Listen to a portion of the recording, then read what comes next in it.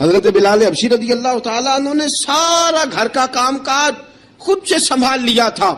ایک دن غائب ہو گئے حضرت بلال اذان دے کے, فجر کی اذان دے کے. ایک دن فجر کی اذان دے کے غائب نہیں ہونا چاہیے. کیا خیال ہے آپ کا؟ مؤذن کو اذان دے کے غائب, اسے مسجد میں پھر رہنا چاہیے. حضرت بلال حبشی رضی اللہ تعالیٰ عنہ اذان پڑھی, غائب ہو گئے. صحابہ ڈھونڈ رہے ہیں بلال کدھر ہے, اقامت پڑھے. حضور نے فرمایا ٹھہر جاؤ, بلال آئے گا تو اقامت پڑھے گا. بلال آئے گا تو جلدی نہ کیا کرو مسجد میں. اگر 2-4 منٹ کبھی دیر ہو جائے نا نماز میں تو جلدی کوئی بات نہیں, اللہ کے گھر ہی آئے ہو نا, جلدی نہ مچایا کرو. اللہ کا گھر ہے, رحمت والی جگہ ہے. حضور نے فرمایا بلال آئے گا تو اذان پڑھے گا. اب سب صحابہ خاموش ہیں کہ بلال جاتا نہیں, کام بھی اس کا کوئی ایسا نہیں. حضرت بلال دوڑے آئے, جلدی دوڑے آئے. رسول پاک صلی اللہ علیہ وسلم نے سوال ہی نہیں کیا کہ بلال تو کدھر سے آیا ہے. فرمایا آ گئے ہو؟ حضور آ گیا ہوں. پڑھو اقامت پڑھی, جماعت ہو گئی. اب صحابہ کرام علی مریدوان حیران ہے کہ حضور نے پوچھا ہی نہیں اور بلال آیا بھی دیر سے. حضرت جناب سیدنا صدیق اکبر, جناب مقداد, جناب سلمان فارسی, چند صحابہ نا حضرت بلال کو لے کے, کون ہے بلال تو کدھر تھا؟ راز کی کوئی بات ہے جو بتاتا نہیں, کدھر تھا؟ حضرت بلال رضی اللہ تعالیٰ عنہ کی آنکھوں میں آنسو آ گئے, رو پڑے. کہ بلال کوئی گہری بات ہے, بتا معاملہ کیا ہے, روتا کیوں ہے؟ حضرت بلال حبشی رضی اللہ تعالیٰ عنہ فرمانے لگے جب حضرت خدیجہ الکبریٰ گھر میں چکی پیستی تھی, تھک جاتی تھی نا تو میں مدد کرایا کرتا تھا.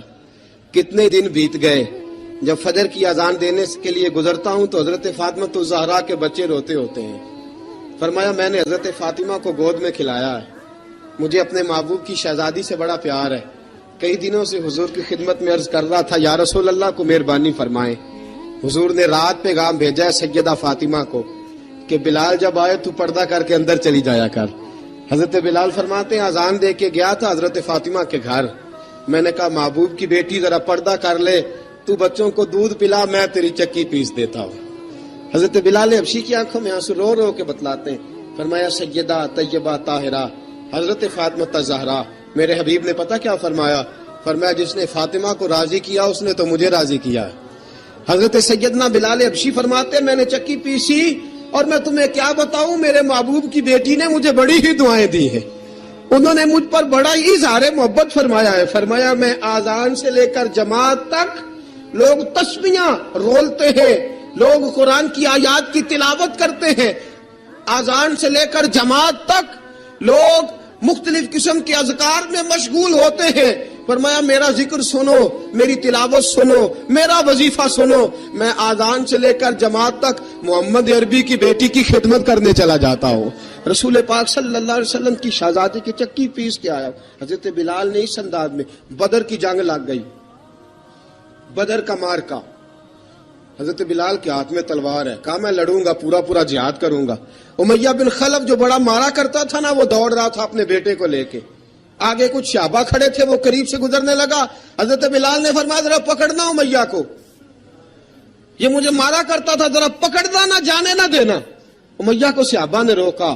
حضرت عبد الرحمن ابن عوف نے پکڑ کے ایک زور سے گھونسا مارا, ادھر جا کے گرا.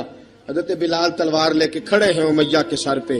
کہا امیہ میں تجھے نہیں کہا کرتا تھا اللہ میرے مصطفیٰ کو بڑی عزتیں عطا فرمائے گا؟ میں تجھے نہیں کہا کرتا تھا کہ خدا ہمیں غلبہ دے گا؟ هو الذی ارسل رسولہ بالہدی ودین الحق لیظہرہ علی الدین کلہ. میں نہ کہا کرتا تھا کہ اللہ اس دین کو ہر دین پہ غلبہ دے گا. فرمایا دیکھ اللہ نے ہمیں عزت دے دی, دیکھ تو ذلیل کر دیا گیا. حضرت بلال نے مارا, گردن اڑا دی. حضرت ابوبکر صدیق پیچھے دیکھ رہے تھے, دوڑے ہوئے آئے. کہا بلال مبارک ہو, بلال مبارک ہو, آج تو تیرے سارے بدلے پورے ہو گئے. حضرت بلال نے سجدہ شکر ادا کیا. میرے دوستو بڑی باتیں ہیں جناب بلال کی کرنے والی. یہ وقت ساتھ نہیں نہ دیتا کسی کا, یہ رک جاتا ہے, یہ کہتا ہے کہ بس اب رک جاؤ, وقت ہو گیا آگے گزرنے کا. حضرت بلال حبشی رضی اللہ تعالیٰ عنہ رسول پاک کا وصال ہوا نا, حضرت بلال نے منہ سے لفظ ہی کوئی نہیں ادا کیا. کسی نے اپنا دکھڑا کسی انداز میں سنا لیا. حضرت عمر نے کہا, جس نے کہا حضور وصال کر کے گردن اڑا دوں گا. حضرت عثمان غنی نے کہا خبردار کوئی مجھے آ کے نہ بتائے کہ مصطفیٰ وصال کر گئے. حضرت علی المرتضیٰ رضی اللہ تعالیٰ عنہ نے فرمایا نہ بھائی میرے مصطفیٰ پر تو موت آتی ہی نہیں، جس طرح عام لوگوں پہ سب لوگوں نے اپنے اپنے اظہار کر لیے نا، بلال نے کسی کو دکھ بتایا ہی نہیں۔ ایک کونے میں بیٹھ کے نا حضرت بلال اکیلے آنسو بہاتے رہے، کسی کو بتایا ہی نہیں، اکیلے روئے۔ ایک شخص کہنے لگا یار بلال بولتا نہیں، کہا نہ بلاؤ اسے۔ عصر کی نماز کا وقت ہوا نا تو وہ بلال جو کعبے کی چھت پہ بغیر سیڑھیوں کے چڑھ گیا تھا، وہ بلال جو کعبے کی چھت پہ بغیر کسی سہارے کے چڑھ گیا تھا، اس بلال کو کہا کہ بلال چڑھ ذرا آذان پڑھ، مسجد کی چھت پہ چڑھ جا۔ حضرت بلال کئی بار چڑھے اور کئی بار گرے، کئی بار چڑھے اور کئی بار گرے۔ حضرت بلال حبشی رضی اللہ تعالیٰ نے آواز دی، کہا سلمان میری مدد کرنا، میری مدد کرنا، اب مجھ سے چڑھا نہیں جاتا، اب مجھ سے جایا نہیں جاتا۔ جناب سلمان فارسی نے بھی سوال نہیں پوچھا کہ بلال تو بیمار ہے، یہ نہیں پوچھا۔ حضرت بلال کو 2-4 صحابہ نے اٹھایا، چھت پہ پہنچایا، بلال نے اذان شروع کی۔ جب کہا نا اللہ اکبر اللہ اکبر، وہ آواز جس میں بڑا سوز ہوتا تھا، بڑی درد، بڑی بلندی ہوتی تھی، بڑا جوش خروش ہوتا تھا، آج وہ آواز دب گئی۔ جب بلال نے کہا نا اشہد ان لا الہ الا اللہ، حضرت بلال رضی اللہ تعالیٰ عنہ نے تھوڑی دیر روک کے سانس لیا۔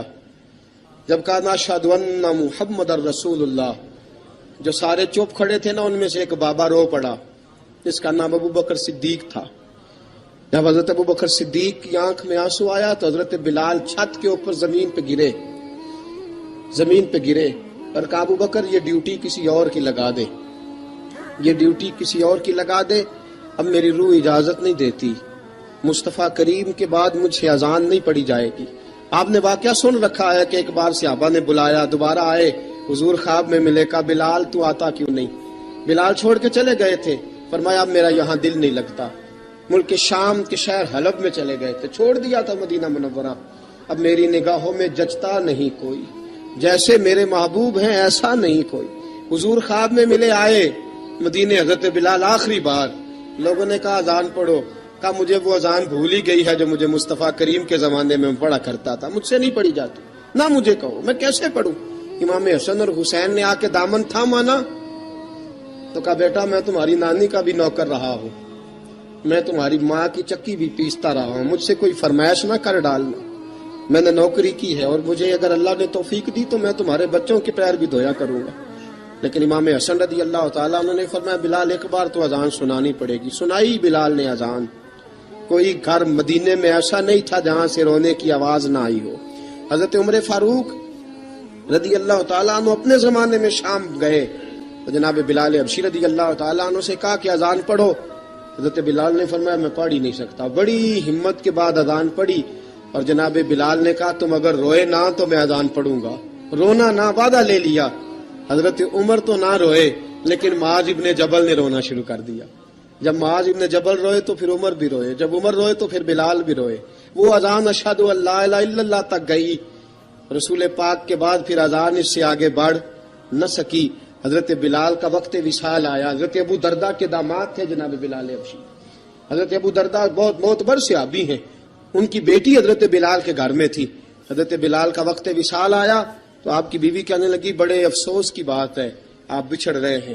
فرمایا افسوس نہ کر، مجھے مبارک دے، میں آج بچھڑوں گا تو جا کے رسول پاک سے ملاقات کروں گا۔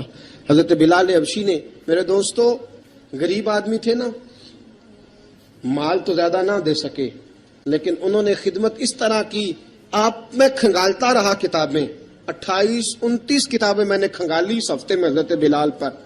حضرت بلال کا دعویٰ ہی کوئی نہیں، پوری کتابوں میں، پوری سیرت میں کہیں کوئی دعویٰ ملتا؟ کہیں نہیں کہا میں نے یہ خدمت کی ہے۔ یہ دعویٰ حضرت بلال کا دعویٰ، میں غور کرتا رہا اس بات پر کہ سب لوگ دعویٰ کر لیتے ہیں نا، بعض صحابہ کے دعوے ملتے ہیں کہ ہم نے فلاں موقع پہ خدمت کی تھی، بلال بدر میں، بلال احد میں، بلال خندق میں، بلال فتح مکہ میں، بلال نے ساری خدمتیں اپنے سر، لیکن بلال کا دعویٰ، حضرت بلال نے اپنے منہ سے ایک بار بھی نہیں کہا میں نے یہ خدمت۔ عشق بہت کیا۔ غریبوں جان نہ چھڑایا کرو، یہ کہہ کے جان نہ چھڑایا کرو کہ ہم کیا کر سکتے ہیں، ہم کدھر جائیں، ہم آگے بڑھو، عملی طور پہ اپنا آپ پیش کرو، رسول پاک کے عشق میں رنگ جاؤ۔ حضرت سیدنا عمر فاروق رضی اللہ تعالیٰ عنہ فرماتے تھے بلال اب تو حبشی غلام نہیں، اب تو مصطفیٰ کے صحابہ کا امام ہے، اب تو ہمارا امام ہے. جناب بلال حبشی رضی اللہ تعالیٰ عنہ کی زندگی بتلاتی ہے کہ غریب